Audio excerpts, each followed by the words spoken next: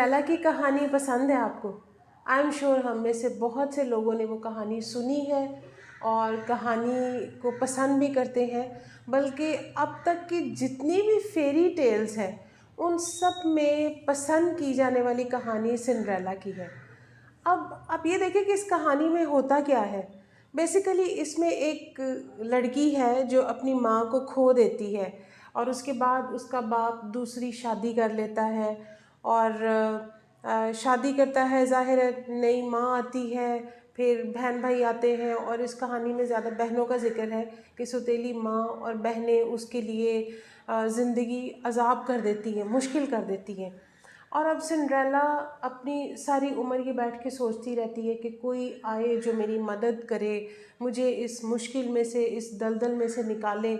और इवेंचुअली क्या होता है कि एक फेरी आती है जो उसकी लाइफ में एक ऐसा मैजिकल रोल प्ले करती है कि फिर एक उस मैजिकल रोल की वजह से एक शहज़ादा आता है उसकी ज़िंदगी में और शहज़ादा सारी उसकी परेशानियों को, तकलीफ़ों को इवेंचुअली ख़त्म कर देता है।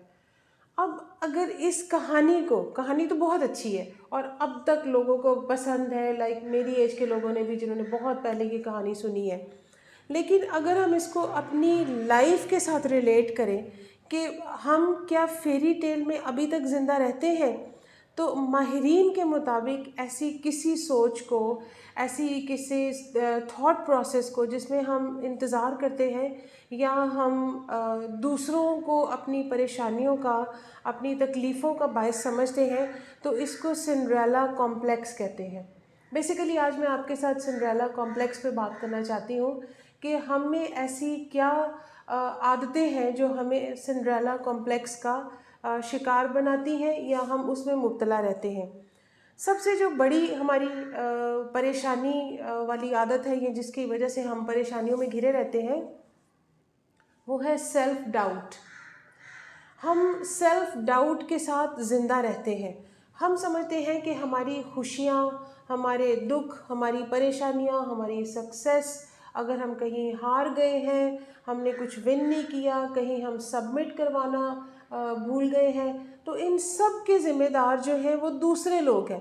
यानी ख़ुद को हम उन चीज़ों से अलग तस्वर करते हैं या उन चीज़ों को डिसओन करते हैं या ओन ही नहीं करते कि हमारा ख़ुद भी उसमें कोई रोल है।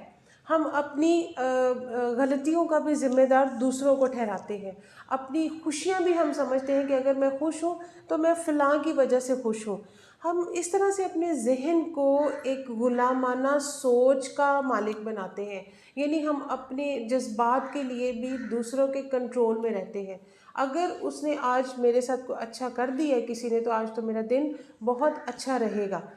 तो या अगर मैंने कोई चीज़ टाइम पे सबमिट करवा दी है तो ये इस वजह से हुआ क्योंकि उसने मुझे मेरी ज़िंदगी में आसानियाँ पैदा की थी। यानी एक हर वक्त सेल्फ डाउट की कैफियत में रहना। तो अपनी ज़िंदगी से ये सेल्फ डाउट का सफ़र जो कि यहाँ से शुरू होता है और सेल्फ बिलीफ पे जाके ख़त्म होता है, इस सफ़र को जल्दी तय करें। क्योंकि जितना जल्दी हम सेल्फ डाउट से सफ़र शुरू करके सेल्फ बिलीफ तक पहुँचेंगे, हम उतने ही ज़्यादा अपने आप में स्ट्रॉन्ग होते हैं, अपनी एबिलिटीज़ पे ज़्यादा ट्रस्ट करते हैं कि यस मैं किसी काबिल हूँ। अगर आज आप अपने इर्द गिर्द नज़र दौड़ाएं तो आपको मोस्टली लोग डिप्रेशन में या एंग्जाइटी का शिकार नज़र आएंगे। अपनी लाइफ को लेकर, मुश्किलों को, परेशानियों को लेकर हर वक्त रोते धोते, दूसरों से गिला करते, ज़िंदगी के बारे में गिला करते कि ज़िंदगी ने तो मेरे साथ बहुत बुरा किया। अब उनसे ये सवाल किया जा सकता है कि आपने अपने लिए खुद क्या किया। दूसरों से तो आप गिला करते हैं ना कि ज़िंदगी ने मेरे साथ बुरा किया, हम खुद अपने लिए क्या करते हैं? क्योंकि हम अपने आप पर बिलीव ही नहीं करते।